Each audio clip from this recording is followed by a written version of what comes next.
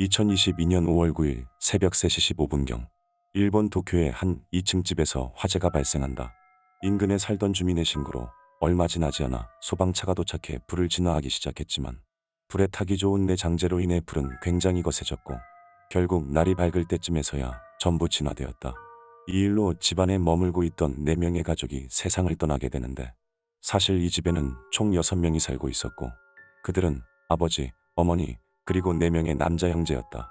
하지만 당시 장남과 삼남은 집을 떠나 다른 곳에 살고 있었기 때문에 집안에는 4명의 사람뿐이었고 그들은 모두 2층에서 발견되었는데, 그런데 사건 후 몇 가지 이상한 점이 발견된다.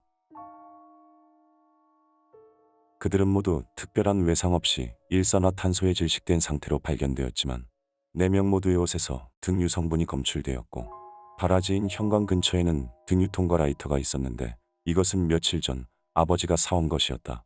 그리고 4사람 모두에게서 도망치려 했던 흔적이 발견되지 않았고 화재 발생 20분 전 집안에 있던 누군가가 경시청 홈페이지에 방화에 대한 의미심장한 메시지를 보내기도 했다.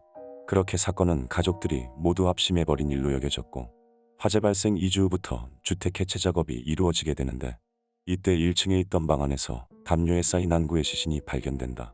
검사 결과 이것은 사후 1년 이상 된 것으로 앞서 함께 살던 삼남으로 확인되었는데, 오랜 기간 먹지 못한 것이 사망의 원인으로 판단되었지만 정확한 원인을 분석할 수 없어 타살의 가능성도 있는 상황이었다.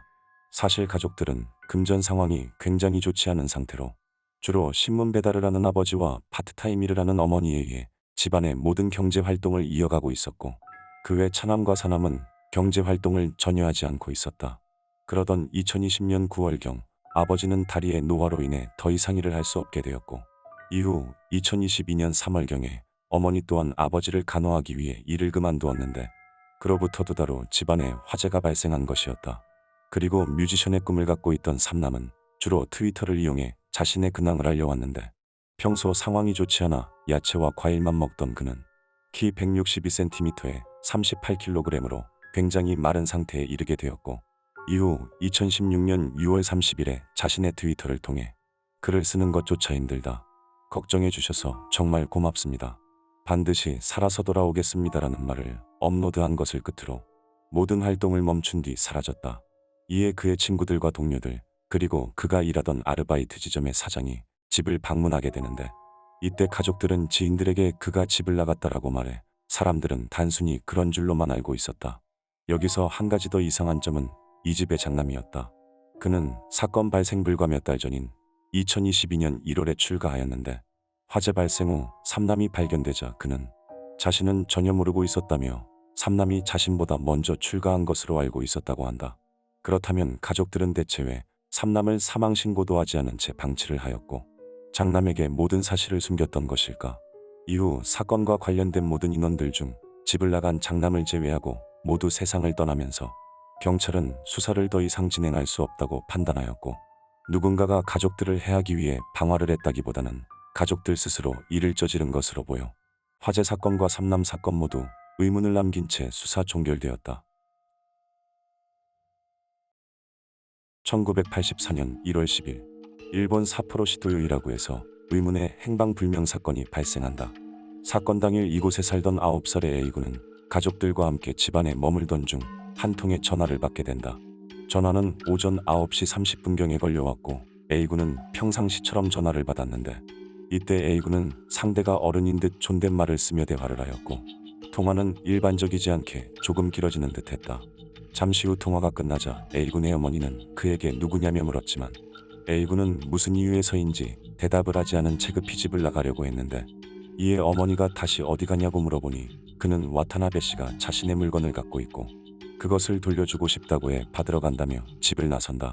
이에 뭔가 이상함을 느낀 어머니는 A군의 형을 보내 그와 함께 가도록 했는데, A군이 집을 나서자마자 어디론가 달려가 모습을 감추는 바람에 뒤늦게 쫓아온 그의 형은 A군을 놓치고 말았다.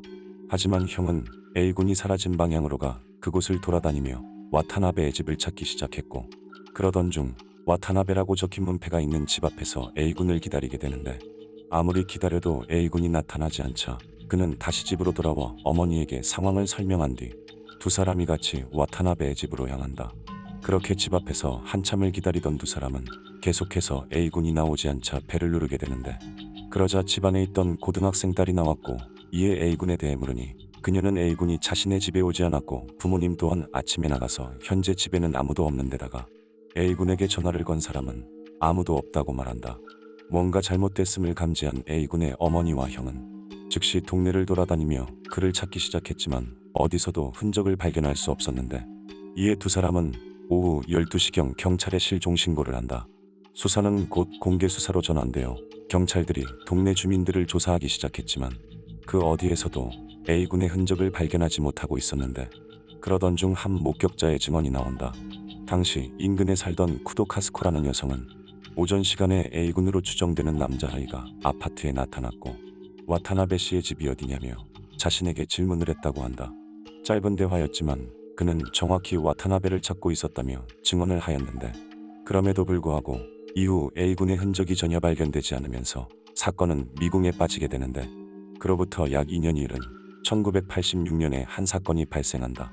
1986년 12월 A군의 집이 위치한 지역으로부터 얼마 떨어지지 않은 거리에는 지은 지 얼마 되지 않은 민가가 있었는데, 어느 날 이곳에서 큰 화재가 일어나면서 집이 모두 타버린다.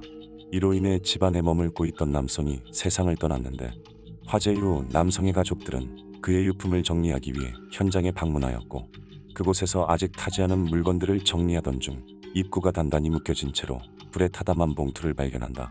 이에 봉투를 열어 안을 들여다보니 그 안에는 사람의 뼈로 추정되는 것이 담겨 있었는데, 하지만 당시에는 의학적 기술 수준이 낮아 불에 탄 뼈를 분석해 신원을 추정할 수 없었기 때문에 해당 물건은 수년간 증거품으로 보존되게 되는데, 이후 1998년 기술이 발전되면서 뼈를 재분석한 결과 그것은 앞서 실종된 A군으로 확인된다. 그런데 여기서 한 가지 이상한 점은 1986년 화재가 난 집은 앞서 A군을 목격했던 쿠도 카스코의 집으로 그녀는 이곳에서 남편과 함께 살고 있었는데, 당시 두 사람은 결혼 후 성격 차이로 인해 반별거 상태로 지내고 있었고, 남편은 카스코가 자신의 보험금 수취인을 본인으로 변경하는 등 평소와 다른 이상한 행동을 보이자 가족들에게 자신이 살해될 수도 있겠다는 말을 한다.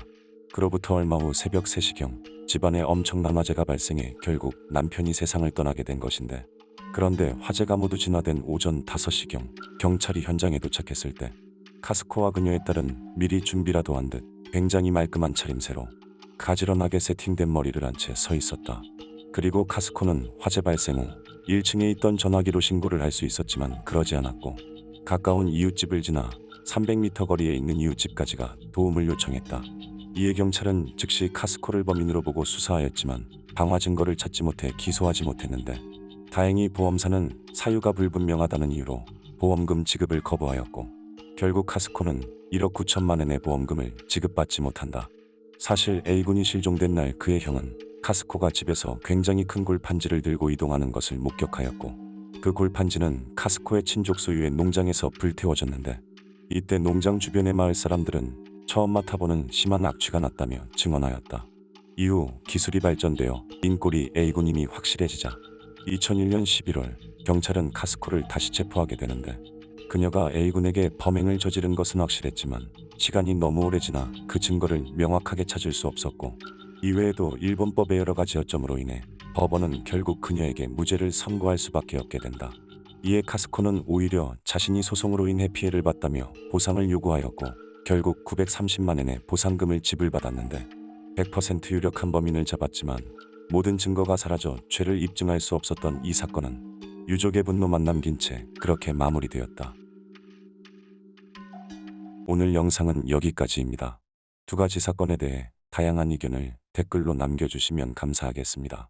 영상이 마음에 드셨다면 좋아요만 부탁드립니다. 시청해주셔서 감사합니다.